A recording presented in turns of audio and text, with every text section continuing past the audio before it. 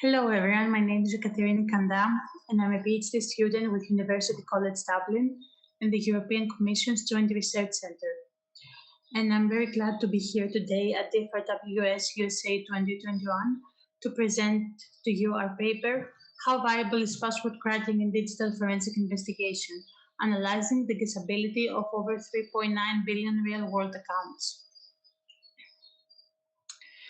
The contribution of this work is threefold. First, we have conducted what we believe is the largest and most comprehensive analysis of real-world passwords to date.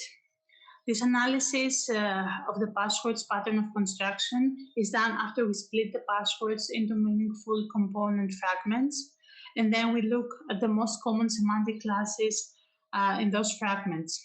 Then we perform an analysis on the strength and the crackability of those passwords. But first, a little bit about authentication. The average number of passwords users need to remember was shown to be 27 in one study to a whopping 191 in another one. And the reason for this is because we use passwords for everything. We use them when we log into our social media. We use them when we go to the bank. We use them when we log into our computer. They can be of different types. They can be patterns, they can be numerical or alphanumerical passwords. And lately we have seen that mostly for critical websites, multi-factor authentication is being used more and more. And that is 2 out of something that you know, for example, a password or a PIN number, something that you have like a bank card or a security token, something you are like a fingerprint, your voice or your face, or something or somewhere that you are like a GPS localization or an IP address. This type of authentication is used mostly for critical sites like a bank, but still the most common type of authentication remains the single password. The single password is though also sometimes the weakest point of entry to a system. And this is something that password cracking techniques have tried to leverage for many years. Traditionally, the most common password cracking technique is a brute force attack, which is an exhaustive search that is guaranteed to work if you have infinite amount of time and resources. But for passwords that are complex or long, it's a technique that is not useful.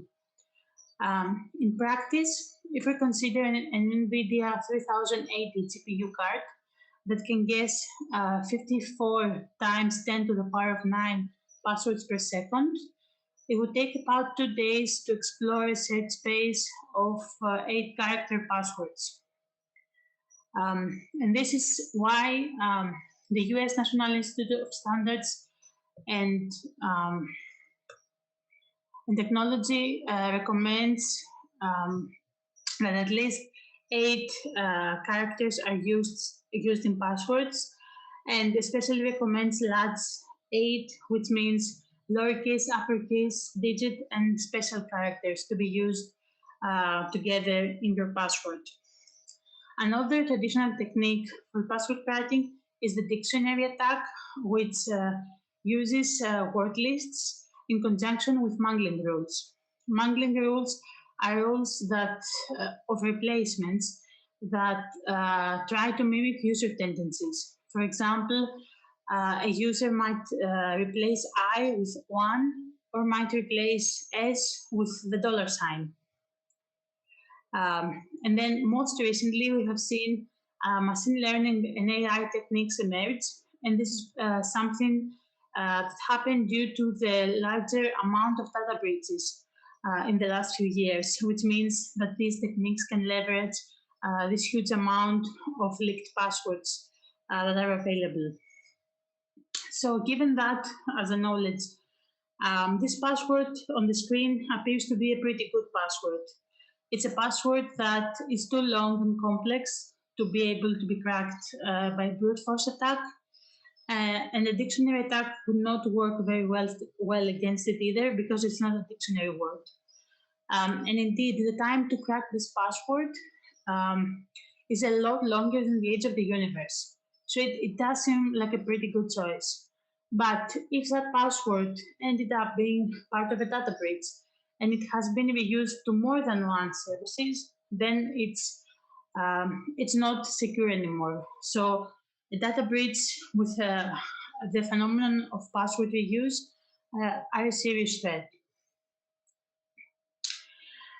So if you wanted to know whether or not your passwords or your credentials have been compromised, you could do that by going to haveibeenpwned.com. This website was created by web security expert Troy Hunt because he wanted to highlight the seriousness of data breaches. He wanted it to serve as a blacklist of passwords where companies would not allow users to use passwords that have already been part of data breaches, and as well as help people know that their accounts have been compromised. Another reason to use this website would be for academic purposes, which is what we have done.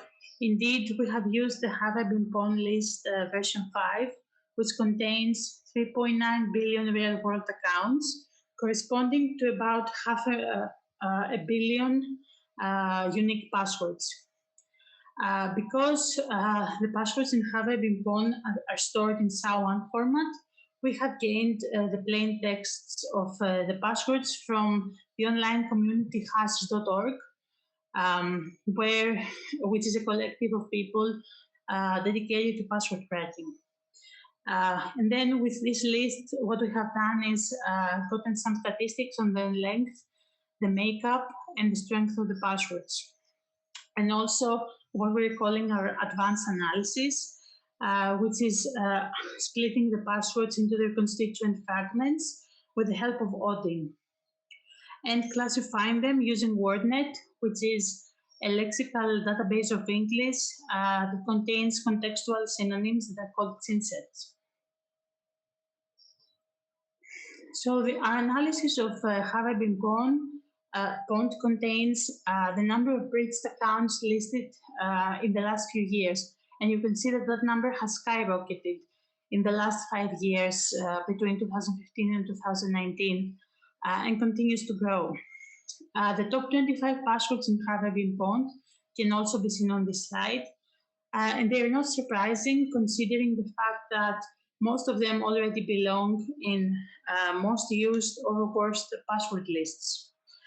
We see a lot of keyboard sequences, keyboard walks, number sequences, number repetitions, and common words like password.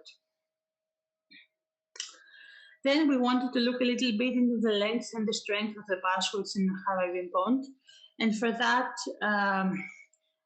we see here the length of the passwords, most of them being 8 digits long, which is something that is not surprising given that most password policies recommend and don't accept passwords that are below 8 characters long.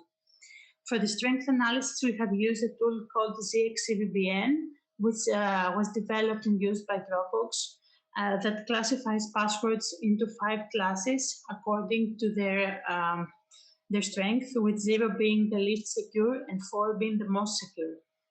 We can see here that about half of the passwords belong to class 2, which at first glance seems like a pretty good result.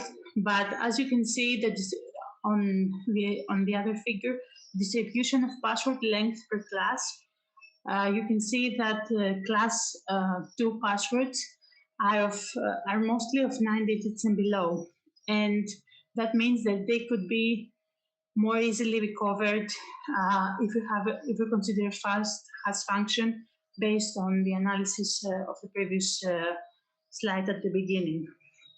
Another example for you is looking a little bit more into class 4, which contains the most secure passwords. We can see here that most of the passwords in class 4 are of all of the passwords in class 4 are of 10 characters and longer, with most of them being 11 to 16 characters. But if someone were to know, as we do in our case, a little bit more about the internal structure of the passwords, they could make some decisions that can help them crack them faster. For example, we know that 42% of the passwords in class 4 of Have I Been Pwned contain only lowercase and number characters. This means that the search space uh, can be a lot smaller with this information. Another example that I have here is that if we consider only 15-digit passwords, and by this I mean those passwords only contain numbers, um, and those represent 11% of the total of passwords in class 4, it would take, with an NVIDIA 3080 GPU, about 12 hours if we consider a fast hash function like MD5, and with a slower hash function like decrypt, it would take 650 years. Of course, that number can be a lot smaller if we have more than one GPU cards. Then we looked into the internal structure of the passwords. And as you can see on the pie chart, the most common category is lower alpha num, which means passwords containing lowercase alpha characters and numbers. The other two popular categories are just lowercase characters and just numerical characters. But then if we wanted to look a little bit more into the way that these are structured inside the password, we're looking at what we call in password cracking a mask, and that is the character categories of string, which is comprised of lower uppercase and mixed, numeric, and special. We can see that string digit is the most popular category, which means any string followed by a number, whereas the category digit string, which means any number followed, any one or more numbers followed by a string, is at number 4.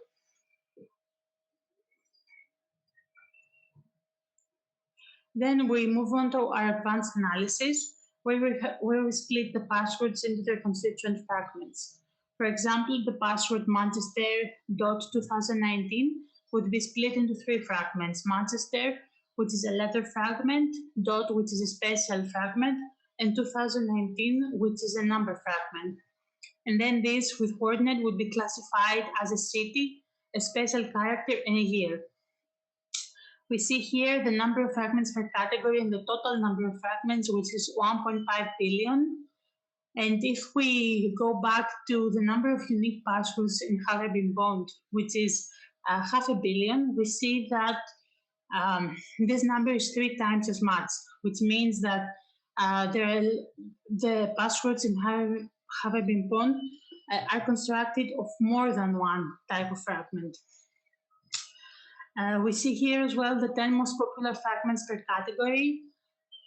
In the letter category, we have expected candidates, for example, articles, pronouns, common words. For numbers, we have sequences of numbers as well as whole numbers.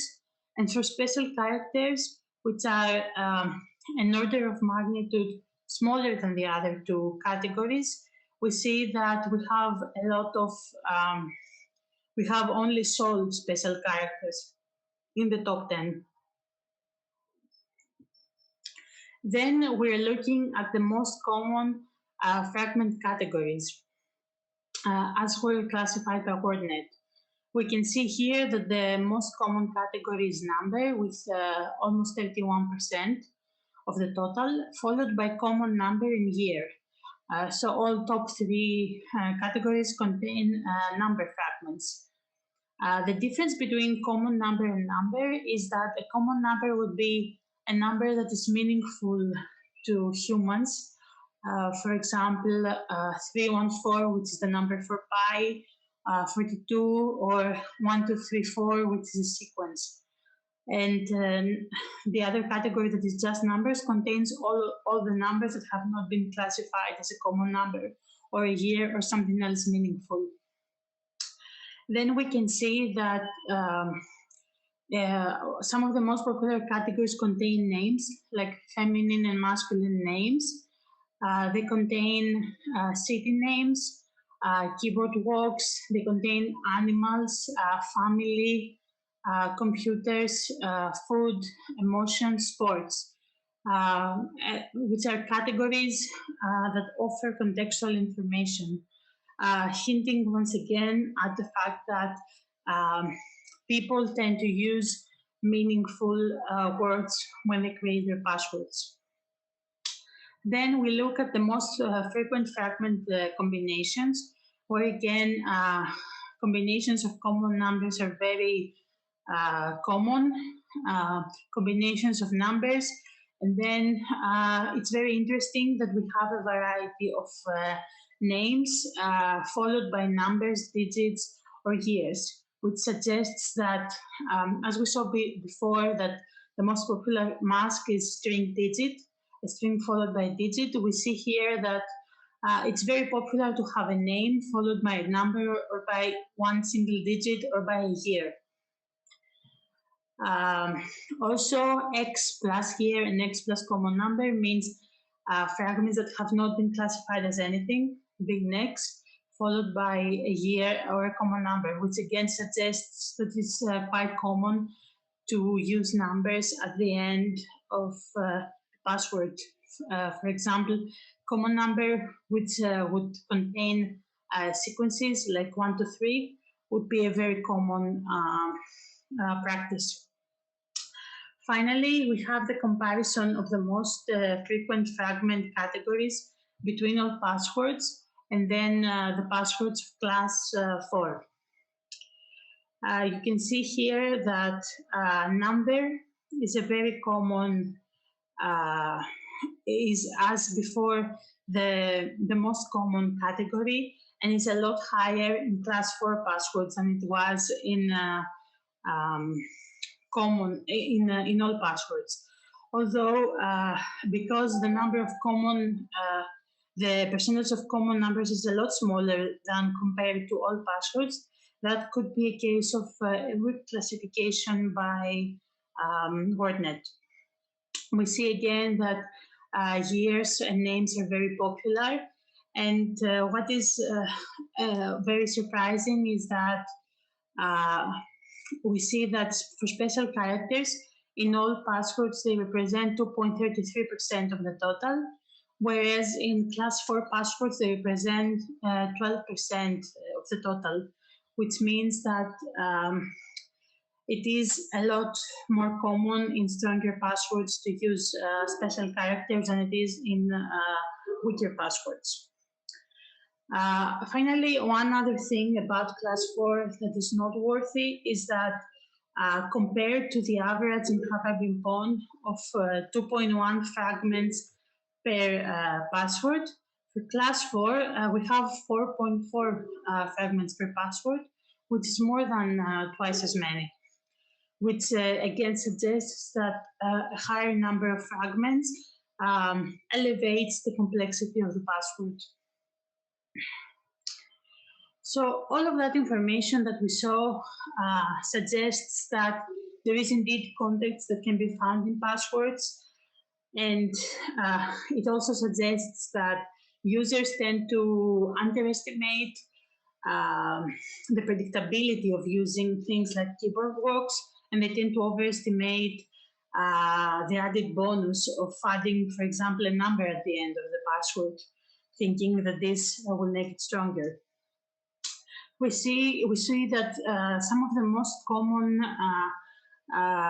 factors that we can use to assess context in passwords are demographic.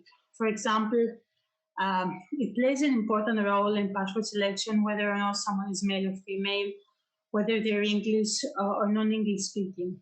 For example, one study showed that 50% of Chinese users in that study used only numbers in their passwords, and about 12% of them used birthdays and phone numbers, which is information that is very easily accessible and therefore would make their passwords weak to people that were privy to that information.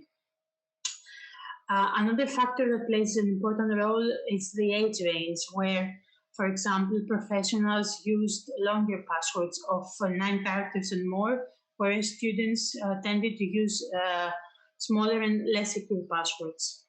Professionals also played a role with computer scientists choosing more difficult passwords than, say, um, uh, people of other professions. Another thing that we saw is that the use of personal information in passwords, with people using male or female names that could be the names of friends or family, birth dates, birth years, city names, pet names, or other information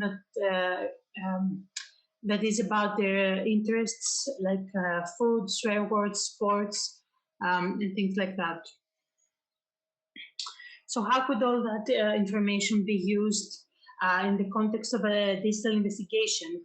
Well, if a law enforcement officer is faced with a device that he needs access to, it would be, and the time would be of the essence, and an exhaustive search could not be performed or was not a viable option, then they could focus on the information that they can get about the suspect from their local devices, like their computer or their smartwatch, or information from their house, like the books they read or the posters they have, their online presence, like who they talk to, who they are associated with, and what they post about, what their interests are.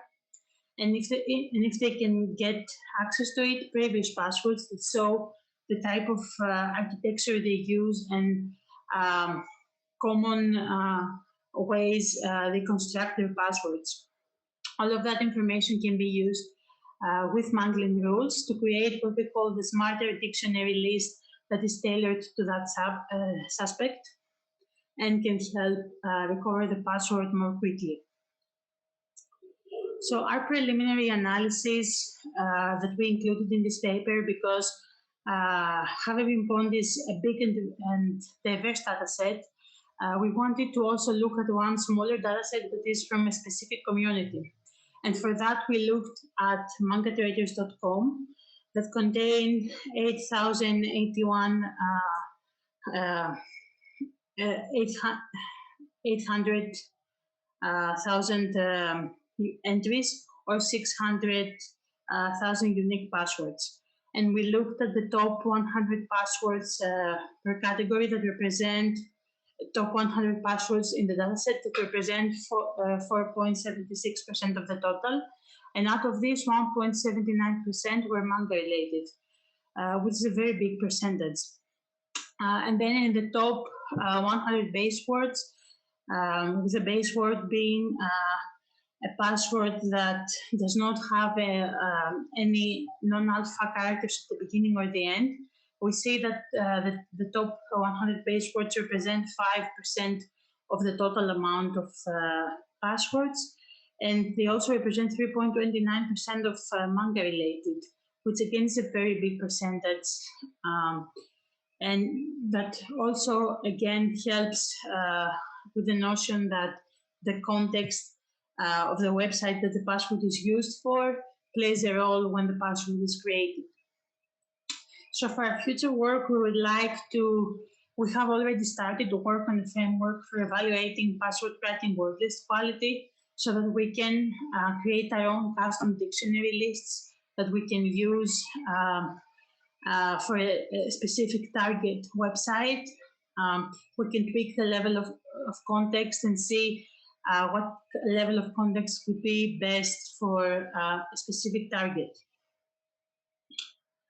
So thank you very much for your attention. And if you have any questions, I will be more than happy to answer them.